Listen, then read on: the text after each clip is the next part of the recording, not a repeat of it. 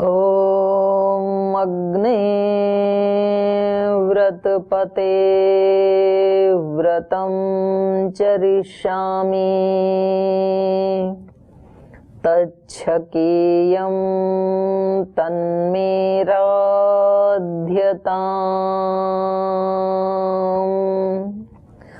इदमहमन्रितात् सत्यमुपैमि। ॐ पावकानः सरस्वती वाजीभिर्वाजिनीवती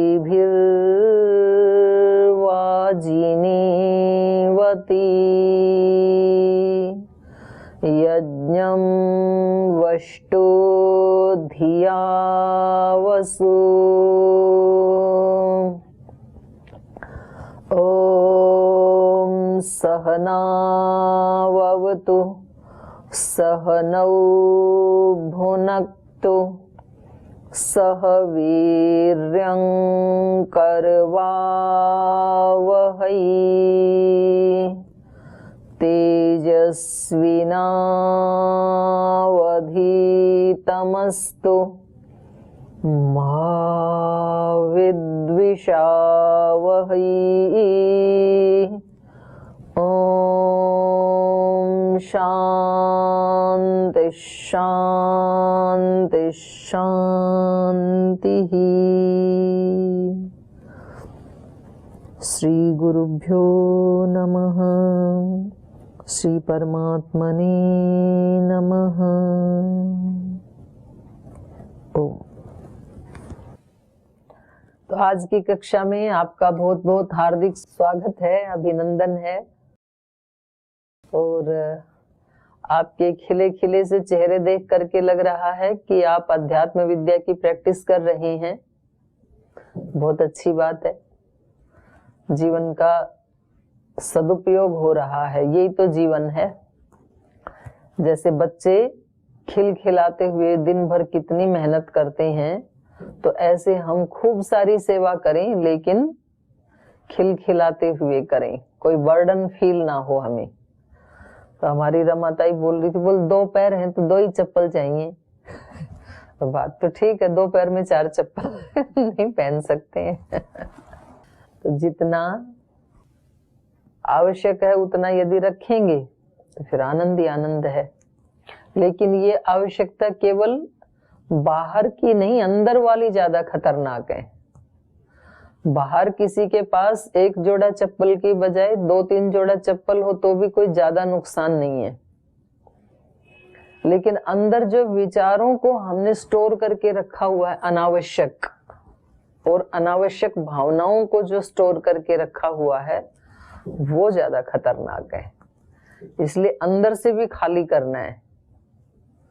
तो अंदर से 3-4 भाव जो पिछली बार की कक्षा में हमने चर्चा की थी, मैत्री, करुणा, मुदिता, अपेक्षा, फिर थोड़ा आपको और बताया था क्षमा की भावना, त्याग की भावना, भक्ति की भावना, समर्पण की भावना, सेवा की भावना, ऐसी ऐसी भावनाएं ही रखनी है बस। उससे अतिरिक्त हैं उनको सफाई करके डिलीट करना है, तो फिर आनंद ही आनंद है। तो ये हम जो कार्य कर रहे हैं, जिस भावना से करते हैं, तो वो अपने आप में ही योग बन जाता है। फिर परम पूज्य गुरुदेव एक भजन सुनाते हैं ना, योगी जोग जुगत से करना, निर्भय चारों कूट विचरना, जोग जुगत से करना रे जोगी, जोग जुगत से करना। जुगत का मतलब है बहुत सावधानी पूर्वक करना। हम सब योग मार्ग के पथिक हैं। तो वहां पर पहले है कार्य वचन निर्मल मन रहना, संभल संभल पग धरना। कार्य में निर्मलता होनी चाहिए, मन में और वचन में। मन भी निर्मल, वाणी भी निर्मल, तो फिर कार्य तो निर्मलता से युक्त होगा ही।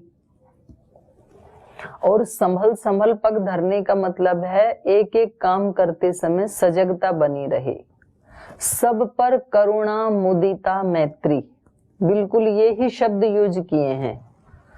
पूज्य गुरुदेव थे, हमारे गुरुदेव के गुरुदेव थे जो पूज्य स्वामी सोमानंद जी महाराज जी, उनका भजन है ये। सब पर करुणा मुदिता मैत्री, ब्रह्म विहार विहरना, जोगी जोग जुगत से करना। सब पर करुणा मुदिता मैत्री, तो ये जैन धर्म में इसको कहा, इस तीनों के मिले हुए जो रूप है उसको कहा है ब्रह्म विहार। ब्रह्म विहार विहरना के मतलब है इन भावनाओं को अपने अंदर रखना, और इससे अतिरिक्त हैं जो बहुत टेंशन देती हैं, सिर दर्द देती हैं, बाल उड़ाती हैं, गंजा कर देती हैं, आंखों की रोशनी कम करती हैं, उन सारी भावनाओं को हटाना। तो वहां पर अहंकार की तापत मिथ्या अपने सन्मुख रखना। अहंकार जो है हमारा, उसकी जो तापत माने उसकी गर्मी, उसकी एक जलाने वाली जो सामर्थ्य है, उसको सामने रखो कि अहंकार करेंगे तो रावण की तरह से फिर तपते रहेंगे। अहंकार की तापत मिथ्या अपने सन्मुख रखना, समदृष्टि दीपक लेकर में, कर में समदृष्टि का दीपक लेकर के जन मन ज्योति भरना। समता का दीपक ये बड़ा कठिन है, क्योंकि जो सम्मान करते हैं वो अच्छे लगते हैं, जो अपमान करते हैं वो अच्छे नहीं लगते हैं। अच्छा खाना मिले तो अच्छा लगता है, थोड़ा ऐसे ही मिल जाए उबला हुआ तो अच्छा नहीं लगता है। तो ये समता को साधना ये बहुत कठिन है, लेकिन साधा जा सकता है, इम्पॉसिबल तो नहीं है। तो थोड़ी थोड़ी कोशिश करने लगेंगे तो समझ लो योग शुरू हो गया। योग का मतलब ही है समत्वम योग उच्यते।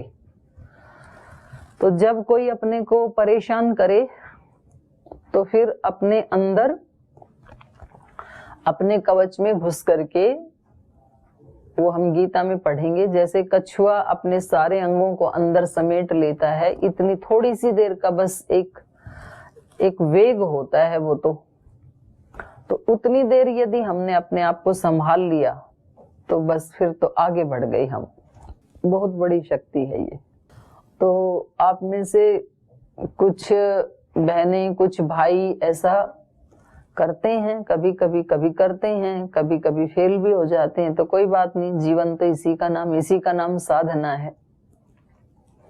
अहंकार की तापत मिथ्या अपने सन्मुख रखना, समदृष्टि दीपक लेकर में ब्रह्म विहार विहरना, जोगी जोग जुगत से करना।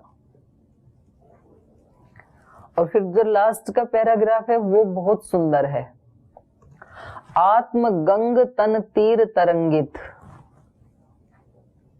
हृदय घाट उतरना। आत्मा तो हमारी गंगा है, गंगा की तरह से पावन है, गंगा की तरह से शीतल है, गंगा की तरह से सुखदाई है। आत्मगंग तन तीर तरंगित, हृदय घाट उतरना, हो अभिषिक्त आत्म हवि लेकर, जग जननी के शरणा, जोगी जोग जुगत से करना। ये आत्मा गंगा की तरह से पावन है, शीतल है, इसमें कभी कोई विकार नहीं आता है। और ये तन है, ये उस गंगा का तीर है, किनारा है। गंगा भीतर है और किनारे के ऊपर ये शरीर है। और उसमें उस गंगा के अंदर कैसे जाएं, क्योंकि हम तो शरीर के धरातल पे बैठे हैं, हम तो शरीर पे जीते हैं। तो उस गंगा के अंदर कैसे उतरें, उस आत्मा के अंदर कैसे उतरें? तो उसके लिए उपाय बताया, हृदय घाट उतरना। वहां पूज्य गुरुदेव स्वामी सोमानंद जी महाराज जी ने अपने आश्रम में एक तालाब बना रखा है और उसमें जल भर के उसको तो आत्मा का प्रतीक मान रखा है, और उसके चारों तरफ 4 वो दरवाजे लगा रखे हैं। तो एक के ऊपर लिखा हुआ है हृदय घाट और दूसरे पे लिखा हुआ है समता घाट, और तीसरे के ऊपर लिखा हुआ है सेवा घाट, और चौथे के ऊपर क्या लिखा है, संतोष घाट। 4 नाम दिए हैं। तो उस जल में आप चारों में से किसी भी दरवाजे से अंदर उतर सकते हैं। आप अपने मन में समता को साध लें तो भी आत्मा की शक्तियां प्राप्त हो जाएंगी। सेवा यदि सिद्ध हो जाए तो भी वहीं पहुंच जाएंगे। संतोष यदि जीवन में आ गया तो भी वहीं पहुंच जाएंगे। तो ये किसी भी तरह से हम अपने हृदय में अच्छी किसी भी एक भावना को डेवलप करके उस आत्मा तक पहुंच सकते हैं, और वहां जाकर के फिर हो अभिषिक्त, एक स्नान जैसे हो जाता है। जिस दिन अच्छे से ध्यान लग जाता है तो लगता है कि स्नान हो गया, एक अमृत में स्नान हो गया। और ये तो ध्यान के समय तो हम विवेक पूर्वक स्नान करते हैं, और नींद में, गहरी नींद में तो अनजाने में ही स्नान करते हैं। हम रोजाना रात को जब सोते हैं तो सोने के बाद कहाँ चले जाते हैं हम? सोने के बाद अपनी उस जगत जननी माँ के पास चले जाते हैं, उस परम पिता परमात्मा के ब्रह्म के पास चले जाते हैं सोते समय हम। और ये मैं आपको बिल्कुल प्रामाणिक बात कह रही हूं। हमारी चेतना उस समय हृदय में आ जाती है, मस्तिष्क काम करना छोड़ देता है उस समय। तो चेतना जो इस समय मस्तिष्क के साथ एकाकार है, शरीर के साथ एकाकार है, उस समय ब्रह्म के साथ एकाकार हो जाती है। तो इसलिए व्यक्ति को जब वो थक जाता है, जैसे 2-3 दिन थक गया, और फिर उस व्यक्ति को कहें कि भाई आप थोड़ी चाय पी लो, एनर्जी आ जाएगी। बोले जी पी के देख लिया, अभी तो सोना पड़ेगा। बोले आप 1 किलो घी खा लो, घी से एनर्जी आती है ना, तो सो मत, आप घी खा लो। बोले जी घी भी नहीं चाहिए तो समोसा खा लो, जलेबी खा लो, दूध पी लो, आप कुछ भी ऑफर करो उसको। वो कहता जी अब कुछ भी नहीं चाहिए, अब थोड़ी देर सो जाने दो। और सोने के बाद उसके अंदर फिर से वही एनर्जी आ जाती है। 3-4-5 घंटे सो के फिर वो कहता ठीक है अब मैं काम कर लूंगा। तो ये एनर्जी कहाँ से आई? कुछ खाया नहीं, कुछ पढ़ा नहीं, कुछ सुना नहीं, कुछ भी तो नहीं किया। ये एनर्जी जो सब एनर्जीज का स्रोत है ब्रह्म, उसके पास गया और बस पूरा एनर्जेटिक होकर के बाहर निकला। बैटरी चार्ज हो गई उसकी। बस बैटरी चार्ज करने के लिए कोई शोर मचाने की जरूरत नहीं है। जो वायर है उसका मोबाइल के साथ कनेक्शन होना चाहिए। तो वो कनेक्शन 1-2 मिनट का भी जब ध्यान में हो जाता है तो बहुत सुखकारी होता है वो। और रात्रि को तो वो भगवान की व्यवस्था है। अगर ऐसी व्यवस्था भगवान की ना हो तो फिर तो इंसान जी ना सके। तो जब आप सुबह सुबह उठते हैं ना, तो सबसे पहले एकदम से रिलैक्स होके कहा करो, हाँ ब्रह्मलोक से बाहर आ रही हूं। कितने आनंद आया मेरे को रात्रि में सोते समय। तो आपकी शुरुआत ही एक आनंद के साथ हो जाएगी, दिन की शुरुआत ही। कोई पूछेगा कहाँ से आ रहे हो आंखें मसलते हुए? बोले बेडरूम से आ रही हूँ। और कहाँ से आ रही हूँ? ऐसे नहीं बोलना। तो पूछे कहाँ से आ रहे हो? कंबल में से आ रही हूँ। और कहाँ से आ रही हूँ? नहीं, ऐसे नहीं बोलना। आप बोलो ब्रह्मलोक से आ रही हूँ या आ रहा हूँ। तो वो दूसरे को भी अच्छा लगता है, खुद को भी अच्छा लगता है। हो अभिषिक्त आत्म हवि लेकर, वहां पर कहा, वहां अंदर जाने के बाद अभिषिक्त हो जाते हैं भगवान के पास। बस केवल उधर मुख करने की आवश्यकता है, बाकी का काम अपने आप हो जाएगा और कुछ नहीं करना। प्रकाश के लिए सूरज की तरफ मुख करना होता है बस, फिर प्रकाश तो अपने आप आ ही रहा है। खिड़की खोलनी है बस, और कुछ नहीं करना। तो अपने हृदय को उद्घाटित करना है उधर। जग जननी के शरणा, उसकी शरण में आ गए जग जननी के, और कुछ भी नहीं करना, फिर जीवन धन्य हो गया। तो ये हमने उस दिन पढ़ा था कि ये जो भावनाएं हैं जो महर्षि पतंजलि जी ने बताई हैं, सब रोगों का नाश करने के लिए ये भावनाएं परम औषधि का काम करती हैं। किसी व्यक्ति को जॉइंट पेन है, बीपी है, शुगर है, कैंसर है और कोई भी रोग है, पेट ठीक नहीं है, गला ठीक नहीं है, कहीं कोई ट्यूमर है, इन सब को ठीक करने की ताकत इन 4 भावनाओं में है। बलेशु हस्ती बलादीनी, यही योग दर्शन में आता है, 3य पाद में आएगा। इनमें कितना बल है? बोले हाथी से भी ज्यादा बल है इन भावनाओं में। तो ये कोई ऐसा नहीं है कि भाई ये कोई बहुत छोटी सा उपाय है, कोई छोटी सी चीज है, ऐसा नहीं है। बलेशु हस्ती बलादीनी, तो इतना बड़ा बल है, ये हम उस दिन चर्चा कर रहे थे। और इसके साथ साथ फिर इन्हीं में से निकली हुई और अच्छी अच्छी भावनाएं हैं। तो आपने लिखी होंगी अपनी डायरी में अच्छी अच्छी भावनाएं, और फिर उनके आगे टिक किया होगा कि ये भावना तो ऐसी है जिनमें मैं जीती हूं, और कुछ ऐसी हैं जो अभी मेरे को डाउनलोड करनी है अपने हृदय में। डाउनलोड करने के लिए स्पेस चाहिए, तो यहाँ से कुछ मैटर डिलीट करना पड़ेगा हृदय से, जो कूड़ा कचरा है उसको। तो उससे आगे हम चलें। शाश्वत सुख का उपाय बता रहे थे ऋषि हमें, वैदिक ऋषि हमें बता रहे थे कि आपको यदि निखालिश सुख चाहिए, शाश्वत सुख चाहिए, जो आपकी मृत्यु के समय भी आपसे छूटे नहीं, तो उसका ये उपाय बताया था कि इस प्रकार की भावनाओं में जिया करो सुबह से शाम तक। और कभी कोई दूसरी भावना आ भी जाए असजगता के कारण, अज्ञान के कारण, तो फिर थोड़ी ही देर में उसको हटा दिया करें। तो उसके लिए भी वेद में मंत्र है, परोपे ही मनस पाप किम अशस्तानि शंससी। मेरे मन की बुरी भावना, मेरे मन के बुरे विचार, आप यहाँ से चले जाओ, क्योंकि मैं तो आजकल योगाभ्यास कर रही हूँ, इसलिए मेरे हृदय में आपके लिए जगह नहीं है अभी। ऐसे बोलना चाहिए उसको।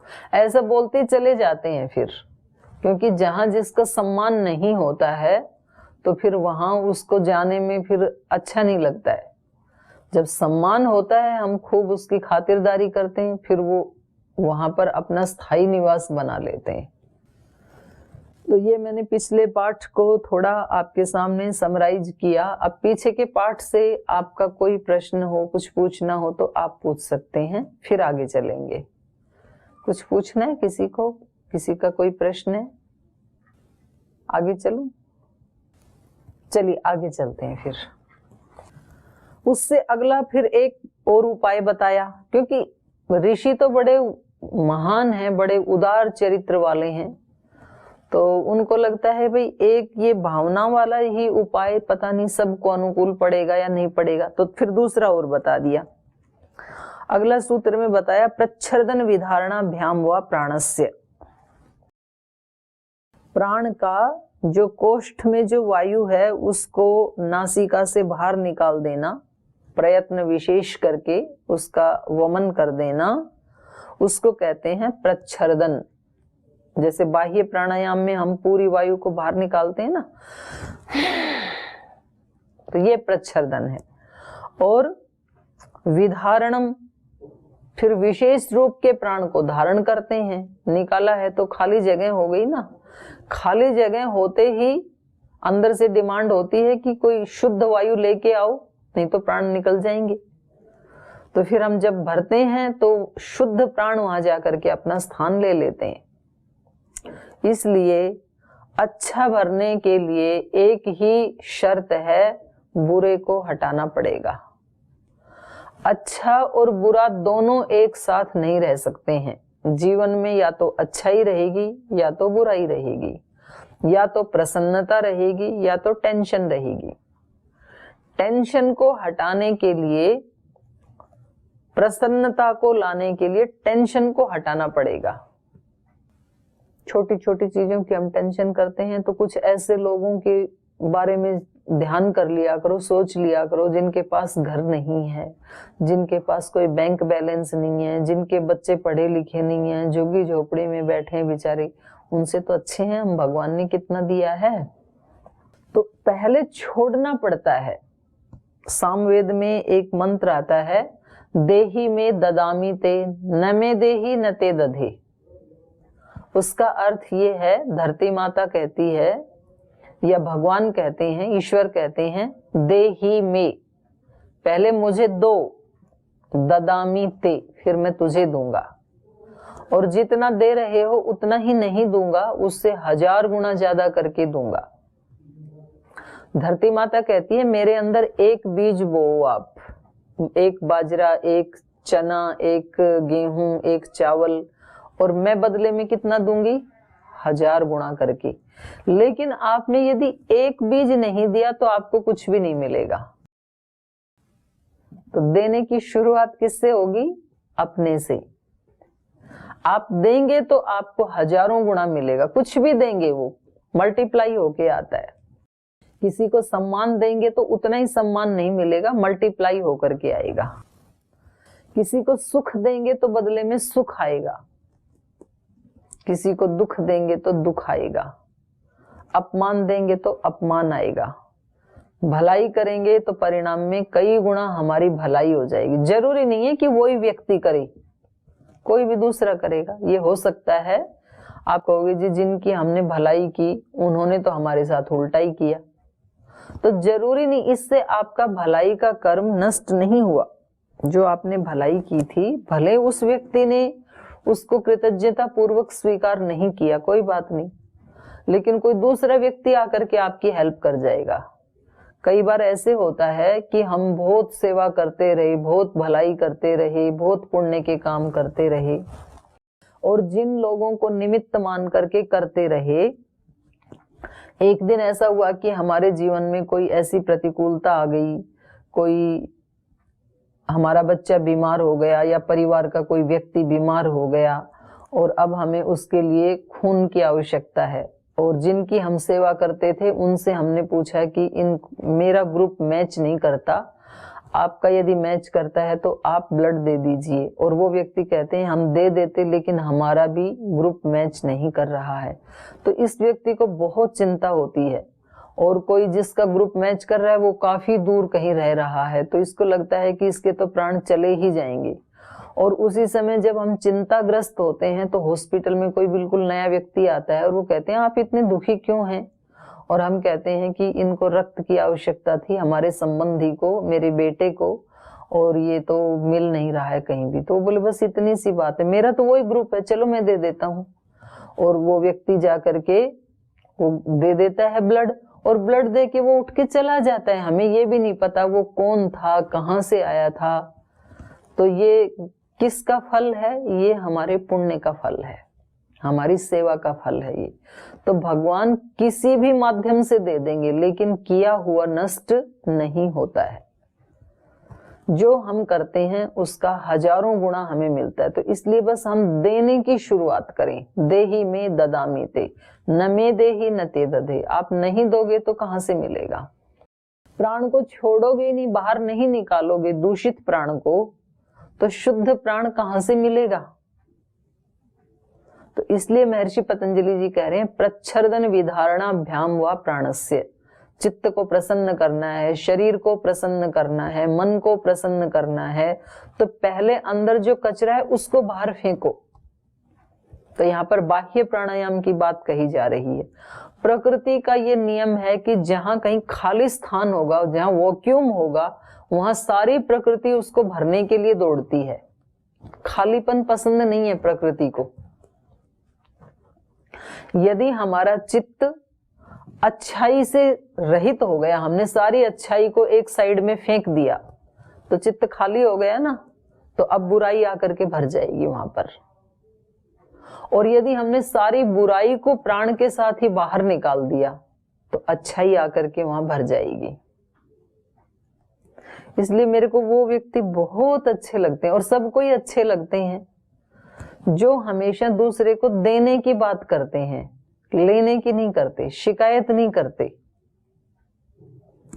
तो कितना हमें हमारे गुरुदेव ने सिखाया है इसके बारे में। तूने प्रभु के द्वार पर कितने दीप जलाए, उतना ही उजियारा तेरे जीवन में आ जाए। हमने कितने लोगों को सुख दिया, कितने लोगों की सेवा की, हमने कितने लोगों को खुशियां दी, और देगा वही व्यक्ति जो अपरिग्रह का पालन करेगा। अपने पास ज्यादा स्टोर करके रखने वाला व्यक्ति दूसरे को दे नहीं सकता है। तो इसलिए अच्छी चीजों को तो इसलिए स्टोर मत करो क्योंकि वो बांटनी चाहिए, और बुरी चीजों को हम इसलिए स्टोर ना करें क्योंकि वो हमारे लिए खतरा है। तो इसलिए हमारे ऋषियों ने कहा अपरिग्रही होकर के आनंद से रहो। अपने पास है जितनी की आवश्यकता है उतना रखेंगे तो हल्का तन, हल्का मन, हल्का बैग हमेशा सुखदायी होता है। कहीं यात्रा पे जाएं, बैग बिल्कुल हल्का सा है तो कितना अच्छा लगता है। कभी कभी ऐसा होता है कि भाई वहां पर तो कपड़े मिल जाएंगे, पहले से ही रखे हुए थे, तो अभी जाना है, केवल एक बैग हाथ में लेके। पिछले दिनों मैं कहाँ गई थी, चेन्नई गई थी। हाँ, अपनी आदरणीय माता राजेश्वरी जी के पति का स्वर्गवास हो गया था, तो उसमें शांति यज्ञ में मैं गई थी। उधर से सुधा ताई आई थी, इनके पास भी एक वैनिटी बैग था, मेरे पास भी। तो मैं इनको बता रही थी, मैंने कहा देखो कितना अच्छा लग रहा है, ना चेकआउट करवाना, ना उठाना, ना लेने की टेंशन, थोड़ा सामान, कितना अच्छा लगता है जब कुछ भी पास में नहीं है। और भारी भरकम सूटकेस हो, उसको पहले घसीट के ले जाओ, फिर उसको चेकआउट कराओ, फिर उसको उतारो, गाड़ी में रखो। तो ऐसे ही मन में भी जिसके पास जितना ज्यादा स्टोर करके रखा है ना, वो परेशान होगा, और जितना हल्का है मन वो उतना सुखी रहेगा। तो ये हम बच्चों से सीख सकते हैं। बच्चे कुछ नहीं रखते अपने पास, उनको कष्ट हो थोड़ी देर रो देते हैं, उनको कुछ अच्छी चीज दो थोड़ी देर खुश हो लेते हैं, फिर अपने अगले काम में लग जाते हैं, पूरा मस्त और खाली। और बेड पे जाते दिन भर इतना उधम मचाते हैं, इतना ज्यादा शैतानियां करते हैं, और जैसे ही बेड पे गए पूर्ण ब्रह्म के साथ समाधि आधी मिनट में। और क्योंकि वो कुछ पढ़े नहीं, ना योग दर्शन पढ़ा, ना वेद पढ़ा, ना उपनिषद पढ़ा, कुछ नहीं पढ़ा उन्होंने। और ये वेद उपनिषद पढ़ने वाले बेड पे जाके आधा पौना घंटा तो इधर उधर करवट ही लेते रहते हैं, इतना सोचते रहते हैं, ये प्लस माइनस करते रहते हैं। तो ये मतलब आर्टिफिशियल समझदारी भी बड़ी खतरनाक होती है। तो इसलिए हल्का रहे व्यक्ति। हमने देखा गांव में अपने जो बड़े बुजुर्ग थे उनको देखा, उन्होंने कुछ ऐसा ही, कुछ शास्त्र ज्यादा नहीं पढ़ा था, लेकिन तो भी मस्त रहते थे। अपने से जितनी सेवा हुई, और अपना पराया नहीं रखते थे मन में। उनके लिए हमने ये तो अपनी आंखों से भी देखा कि जैसे गांव में किसी एक व्यक्ति की बेटी ससुराल जा रही है, तो फिर वो सारे गांव की ही बेटी होती है। जो भी रास्ते में मिलेगा उसको 2 रुपए, 5 रुपए, 10 रुपए, 11 रुपए, लास्ट तक सब देते थे उसको, कुछ ना कुछ। क्यों देते थे? ये हमारी बेटी है, गांव की बेटी है, मतलब हम सब की बेटी है। और आज हम कितने संकुचित हो गए, अपनी जो बेटी है उसके ये भरोसा नहीं कि उसके चाचा ताऊ भी उसको अपनी बेटी मानते हैं। इसलिए कोई माँ अपनी बेटी को अकेली घर में, अपने ही परिवार के बीच में भी अकेली छोड़ करके निश्चिंत नहीं होती है। ये हमारे हृदयों की संकीर्णता है, तो ये हमारे दुख का कारण है। तो इसलिए यहाँ पर महर्षि बता रहे हैं, तो प्राणायाम के बारे में बता रहे हैं, लेकिन प्राणायाम का विस्तार मैंने कर दिया।